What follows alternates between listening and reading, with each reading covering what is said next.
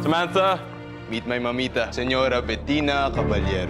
Maganda yung nobya ni Pablo, pero magaspang.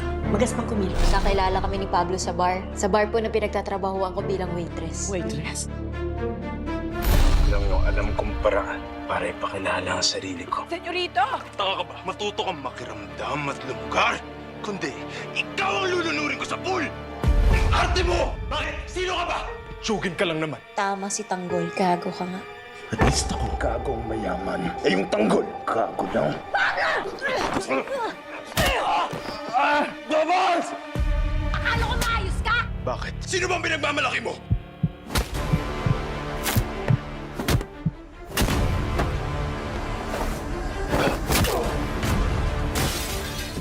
Tanggol, tara na! Punta kayo sa likod dumaan, dali na! Meron kasi akong magandang balitang dala. Nakauwi na raw dito si Alberto.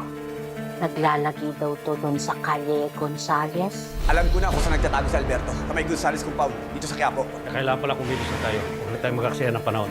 Ang kapal nga! Hindi ka pa na kontento sa pagiging kabit! Sinisisik mo pa ang sarili mo dito sa bahay ko! Asan na yung tapang mo?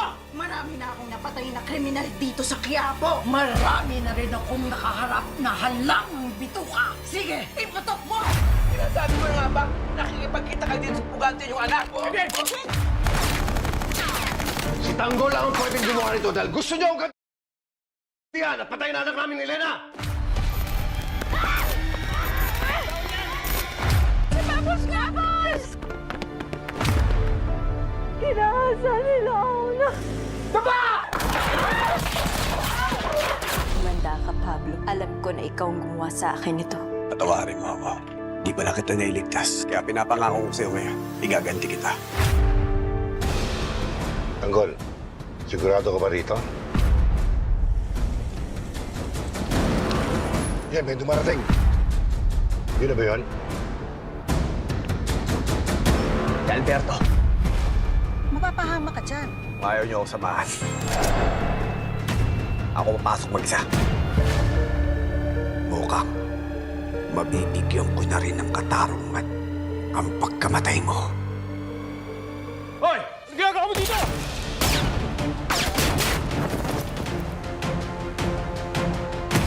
Palimutan niyo!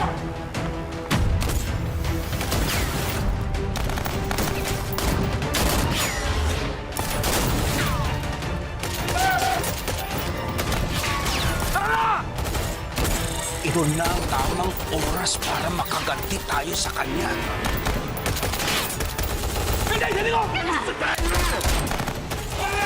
Masyado sila marami sila di kakayanin!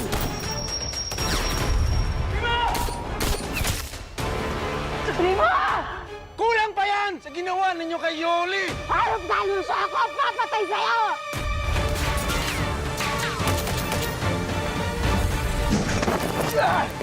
Yung lalaking tumangay, kimunik.